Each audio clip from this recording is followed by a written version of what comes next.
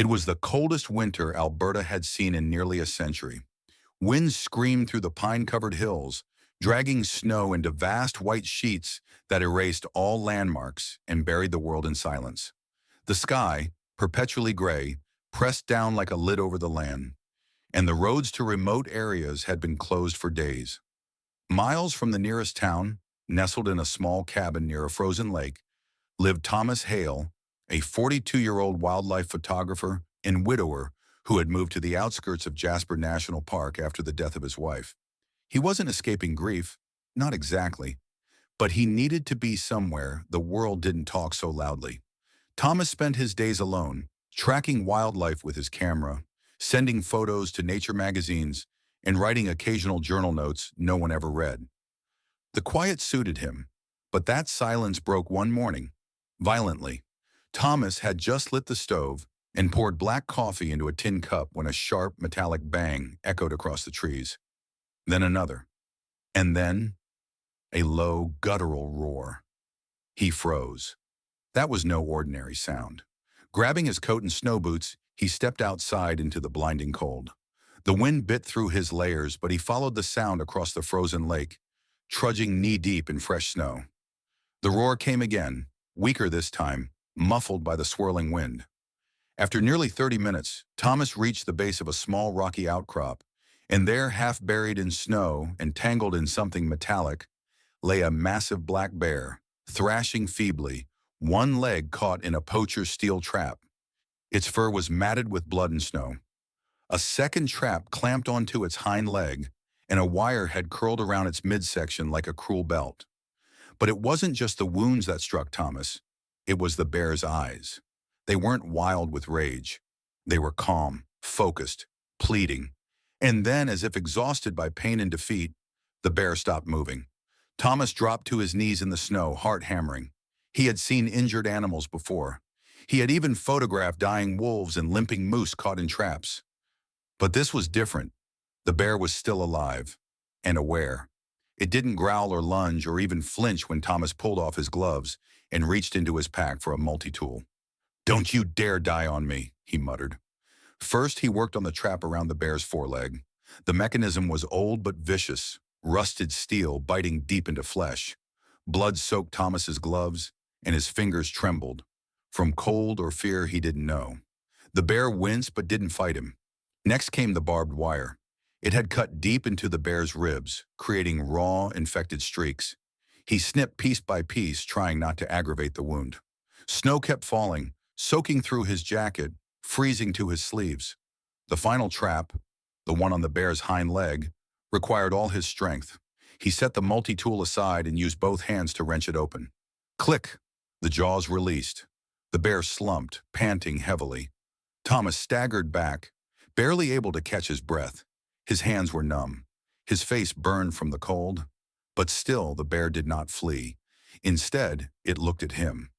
No one would believe what happened next. The bear pushed itself upright, unsteady but still towering over Thomas. For a moment, man and beast stood face to face in the whirling snow. Then the bear did something unthinkable.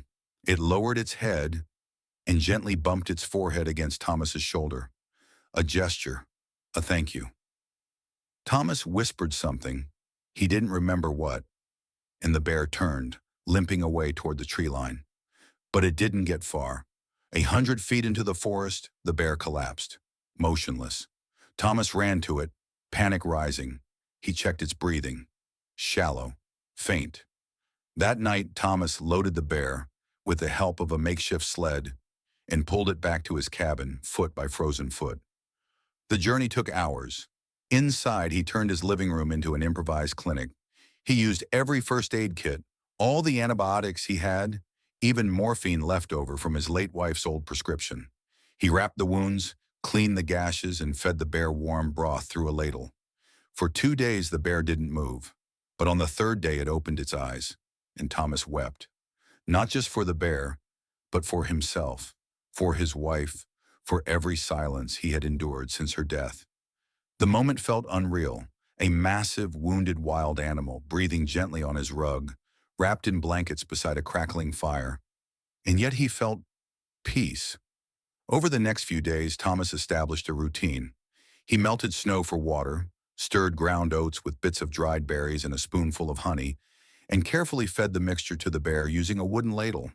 It was clumsy, and sometimes the bear would turn its head away in pain, but eventually it started accepting the food, then demanding it with soft grunts. Thomas cleaned the wounds twice daily, whispering gentle reassurances as he worked. The bear flinched at times but never retaliated. Its strength returned slowly, first with small twitches in its paws, then subtle shifts of weight, and finally a determined, painful effort to rise onto its legs. On the sixth day, it stood. Only for a moment, but it stood. Thomas clapped his hands like a proud parent, laughing for the first time in what felt like years. The bear blinked at him, its deep brown eyes watching curiously. There was intelligence in that gaze, not just instinct. He had started calling it Solstice. It felt fitting, the longest, darkest night giving way to slow returning light. And something about the timing of their meeting, the frozen wilderness beyond the windows, and the mutual quietness they shared, made the name feel right. The days passed. The storm outside raged on, relentless. No contact with the outside world. The signal tower had collapsed in the blizzard, and roads remained inaccessible. Thomas didn't mind. He had company now. Sometimes he would speak aloud, not expecting a response, just to fill the air. "I used to be afraid of silence," he confessed one evening, seated in his worn leather chair beside the fire. "But I think I was really afraid of being forgotten, that the world would move on and no one would remember I was ever part of it." Solstice lay curled near the hearth, its head resting on crossed paws. Its ear flicked at the sound of his voice, but it did not move. Thomas smiled. "I suppose it's easier to remember someone when they've left something behind. I haven't yet. I don't know what that something is supposed to be." Outside, the wind howled. Inside, Thomas felt, for the first time in ages, like he wasn't fading. That night, he dreamed of his wife for the first time in years. She stood barefoot in snow, laughing softly, reaching out towards something just beyond the trees. And in the dream, Thomas followed. The following morning, the world changed again. It was early, just before dawn, when Thomas opened the door to fetch firewood. That's when he saw them. Boot prints, dozens of them, fresh, leading from the edge of the tree line all the way to his shed. Thomas froze. Hunters? Poachers? His mind raced back to the traps that had mangled Solstice. Whoever set them had come back, and they were close. He ducked low, retreating into the cabin. His breath clouded in the air as adrenaline surged. He checked the bear, still sleeping, unaware. Thomas retrieved the hunting rifle from under the bed. Dusty but loaded. A soft, crunching sound made him jerk toward the back window. Two figures were moving between the trees. One carried a rifle. The other was dragging something, a wire cage. They were looking for Solstice. Thomas's stomach twisted.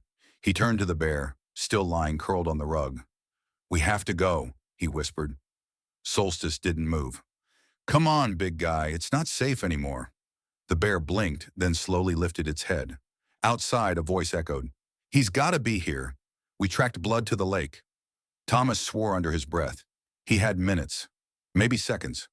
Grabbing what little gear he could, his coat, extra bandages, food, he opened the back door and motioned toward the forest. Solstice hesitated. Then with a soft grunt, the bear stood. The two moved into the trees, vanishing into the white hush of morning. The forest was a cathedral of silence.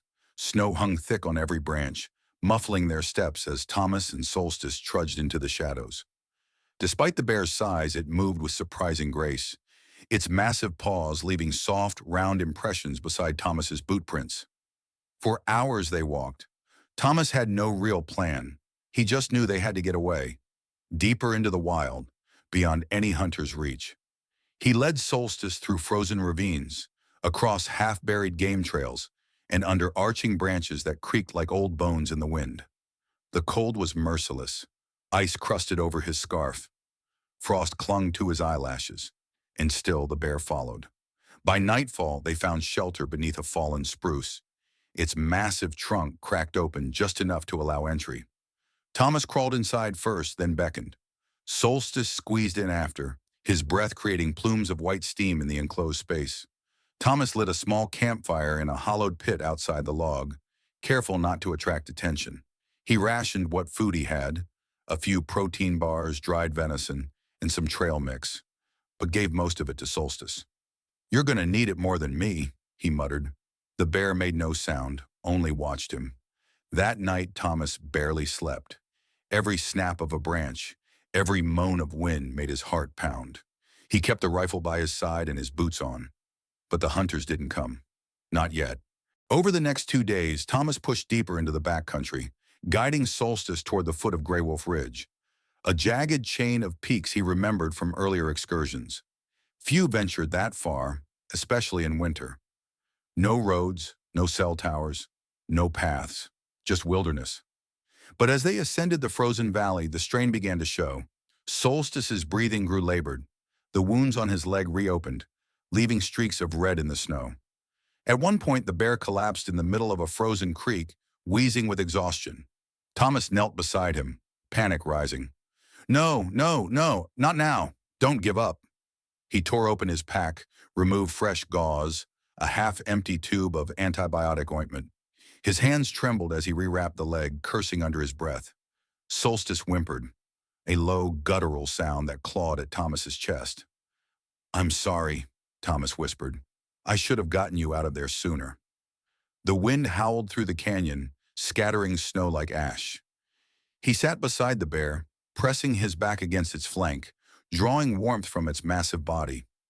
The world narrowed to the two of them, man and beast, broken and hunted, surviving only through each other.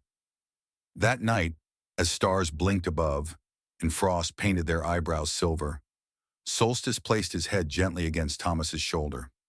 The gesture nearly undid him. But safety, like spring, would not come easily. The following morning brought fresh terror. Gunshots, far off but unmistakable.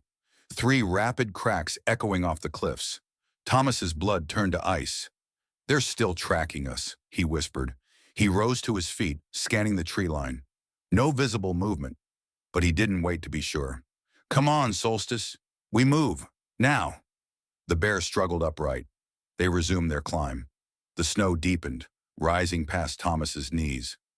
Winds picked up, biting and sharp. He stumbled often, caught his sleeve on brambles, tore his boot on a jagged rock. Every muscle screamed, but still, he pressed forward. By midday, they reached a narrow ledge overlooking a frozen gorge. The cliff dropped nearly 100 feet below, and on the opposite side, like a beacon of hope, stood a narrow cave mouth carved into the face of the mountain.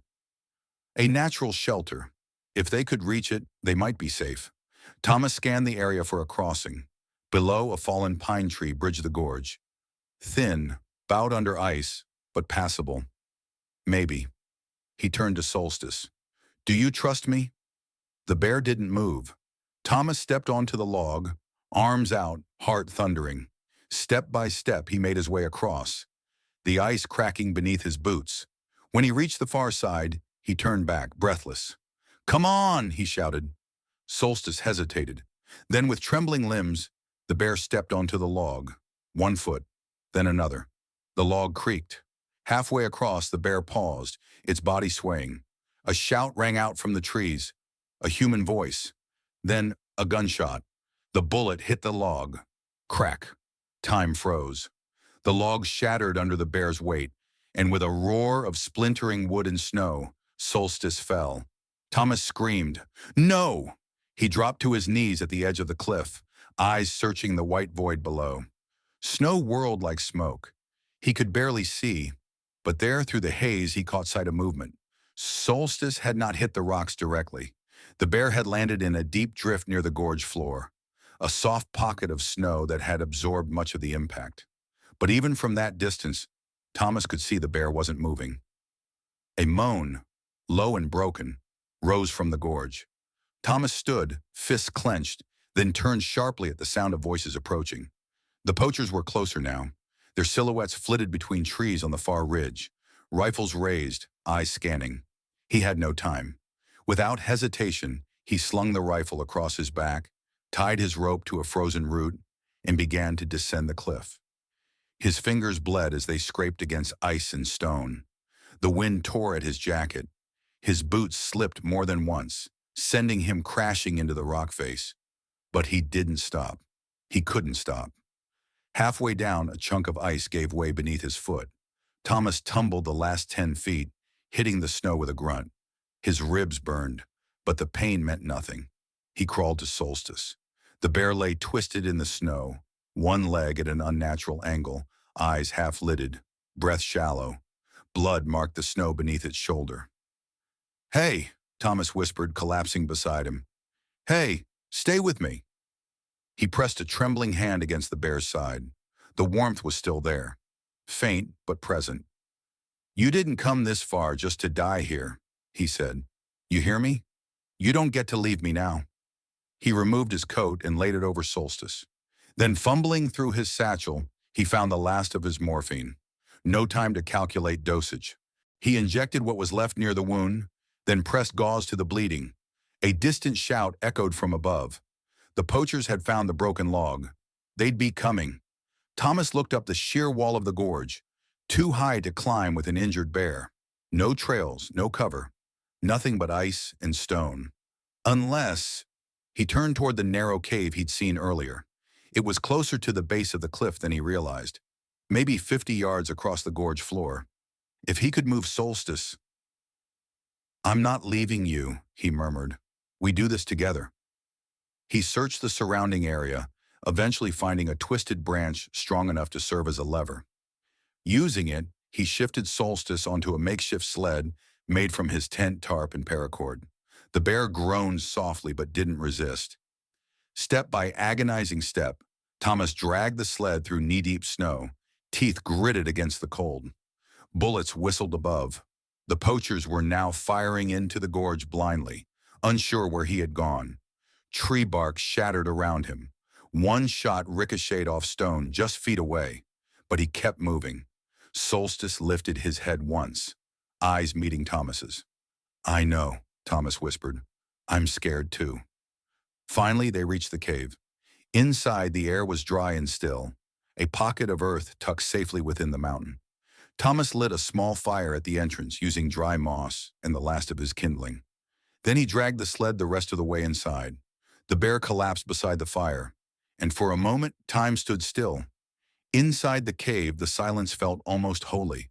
Thomas knelt beside Solstice, every breath of the bear matched by the ragged inhale of the man who had refused to let him die. The fire crackled faintly, casting shifting shadows against the stone walls. A trembling dance of orange and ash that made the space feel more like a sacred altar than a hiding place. Solstice lay motionless for a long time, his massive chest rising and falling unevenly. Blood still seeped slowly from the wound in his shoulder, staining the tarp beneath him. Thomas pressed gauze into it again, this time with more force. "I'm not letting you go," he murmured, voice thick with fatigue and desperation. "I didn't drag you across this mountain to watch you bleed out in a cave." He wasn't sure who he was talking to, the bear or himself. Time blurred. Thomas lost track of how many hours passed. He kept the fire alive, melting snow to clean the wounds, feeding Solstice what little food remained. He wrapped the bear in both his blankets, then gave up his own coat to cover the exposed side where the wind sometimes slipped through the cave's opening. He ate almost nothing, slept in short bursts. Every time he closed his eyes, he imagined waking to find the bear cold. But every time, Solstice was still breathing. On the second day, Solstice stirred. It was just a twitch, a slow movement of one paw toward his muzzle. But to Thomas, it felt like watching a flower bloom in the dead of winter. He sat up straight, leaned forward, and whispered hoarsely, "That's it. Stay with me. You're doing good." Solstice's eyes cracked open, just a sliver, enough for Thomas to meet his gaze again. The same deep, unknowable brown eyes that had stared at him in that snowy clearing days ago. But now they were dim, glassy, confused, and still, somehow, trusting. Thomas reached out, cautiously, and rested his palm on the bear's massive forehead. Solstice didn't flinch. "You're a damn miracle," Thomas said. The bear blinked once, then again. Outside, the wind howled. Inside, the fire flared a little brighter, as if answering the pulse of life returning. But the world wasn't done testing them. That night, while Thomas refilled his kettle at the snowbank near the cave's mouth, he heard it. A branch breaking. Clean, deliberate. Not wind. He froze, his body tightening with the instinct of prey. Then, a voice. "Over there!" Men's voices, rough, close. Panic surged through him. He dropped the kettle, sprinted back to the fire, grabbed his rifle. His first instinct was to run, to drag Solstice deeper into the cave. But the bear wouldn't survive another journey. Not in this condition. He looked around wildly. There were no side tunnels, no secret exits, only this chamber. Then he looked down at the fire, still glowing, and he made a decision. Working quickly, Thomas scattered the coals with a boot, dousing them with snow to kill the smoke. Darkness rushed into the cave like a wave. He blinked, eyes adjusting. He moved to Solstice, pressing a hand against his chest. "Stay still," he whispered. "Don't make a sound." Solstice remained motionless, as if understanding the urgency. Thomas crouched low beside him, holding the rifle with both hands. He didn't want to shoot, but if they found them... Footsteps crunched outside. "Tracks lead here," one man said. "You sure they didn't freeze in that fall?" "They're not dead," another replied. "Blood trail ends here. He's holed up." A beam of flashlight pierced the cave entrance. It swept across the walls over scattered gear and paused, just inches from where Thomas sat, breath held, eyes locked forward. Then it passed by. "Looks empty," one of them said. "Too risky to crawl in. He's probably gone deeper or climbed out. Let's check the south ridge. Come back if we don't find him." Footsteps retreated. Thomas waited, every muscle rigid, until the last echo of boots faded into the storm. Then, slowly, he exhaled, and Solstice shifted. The bear's great head turned toward him, and in the faint light, Thomas could swear there was the flicker of something new in those eyes. Not just gratitude, recognition. Thomas didn't speak for a long time after the poachers left. He simply sat beside Solstice, rifle across his lap, eyes staring into the quiet dark of the cave. The tension drained from his body slowly, like snow melting in spring. Every heartbeat no longer felt like thunder. Every breath no longer carried panic. Instead, he felt still. He turned to the bear. "You saved me," he whispered, the truth of it hitting him like a second heartbeat.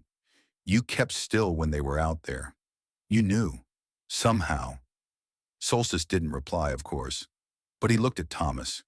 Not as a wild thing looks at a man, but as an equal might look at another across some ancient, invisible line. Thomas rested a hand on his flank. "I used to think I came here to disappear, to escape the noise, the people, the pain. But I think I was waiting." Solstice blinked slowly. "Waiting for something to remind me that I still had something left to fight for." And in that moment he knew. The wilderness had not taken everything from him. It had given something back. The blizzard passed. The poachers never returned. Over the following week, Thomas nursed Solstice back to strength. The bear began eating again, first slowly, then hungrily. Each day brought more movement, more awareness, more life. He stood with greater confidence, limped shorter distances, even ventured outside the cave mouth to feel the sun on his fur. Thomas rebuilt a small fire pit at the cave entrance and made breakfast there each morning, talking out loud, telling stories, memories, anything. Sometimes Solstice would sit beside him, listening with his heavy head turned just slightly, like a silent witness. But one morning as the sky opened into a pink and gold horizon, Thomas awoke to find Solstice standing at the edge of the cave, facing the forest. Still, tall, ready. The bear looked back once, just once, and in that glance Thomas saw it all. Gratitude, respect, recognition. He nodded, voice quiet. "Go on then." And Solstice did. He stepped into the trees, leaving no sound but the soft crunch of snow under paw. His massive frame vanished into pine and fog. No fanfare, no farewell cry. Only the kind of parting that doesn't need words. Because the bond is already carved into the soul. Spring came slowly to Alberta. The ice melted, rivers swelled, and life returned to the land in whispers and bursts. Thomas moved back into his cabin, fixed the broken roof, restocked his pantry. The camera on his work table remained untouched. He didn't need to take pictures anymore. Some things weren't meant to be captured, only remembered. He built a wooden marker near the edge of the forest. Simple, strong. Upon it, he carved two shapes, a bear paw and beneath it, a hand. No one else would know what it meant, but he would. And sometimes when the sun rose through the mist, Thomas would walk to the ridge and stand still, eyes scanning the tree line, waiting. Not in sadness, but in hope, because somewhere out there, among the birches and stones, a bear still walked, not just surviving, but remembering too. And Thomas knew with quiet certainty that neither of them would ever be truly alone again. If this story moved you, please give it a like and share it with someone who believes in the silent bonds between humans and nature. Don't forget to subscribe for more stories that touch the soul.